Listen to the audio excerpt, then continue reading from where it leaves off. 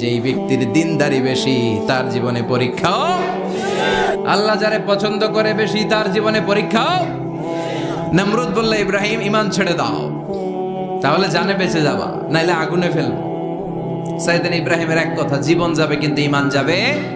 নমরুদ বলে, ঈমান ছেড়ে দাও, তা না হলে আগুনে ফেলবো। সাইয়েদনা ইব্রাহিম বলে, জীবন যাবে কিন্তু ঈমান যাবে। তার মানে আগুনের পরীক্ষায় পাস। চিল্লায় বলেন, আগুনের পরীক্ষায়। পরীক্ষা নাম্বার 2, একটার পর একটা পরীক্ষা নিতে আল্লাহ শুরু করলেন। আল্লাহ বললেন, ইব্রাহিম যাও, কলিজার টুকরা সন্তানকে আর হাজারকে মক্কার ধুধু প্রান্তরে ফেলে দিয়ে আসো। ওখানে মানুষ নাই, প্রাণী নাই, জনমানব শূন্য, দেখি আমার কদ্দুর ভালোবাসো। বলতে দেরি, টু শব্দ নাই, মরুভূমিতে ফেলে দিয়ে আসলেন। তার মানে পরীক্ষা নাম্বার 2তেও, কথা বলেন, 2তেও। পরীক্ষা নাম্বার 3, আল্লাহ বললেন, ইব্রাহিম দেখি তোমার হৃদয়ে আমার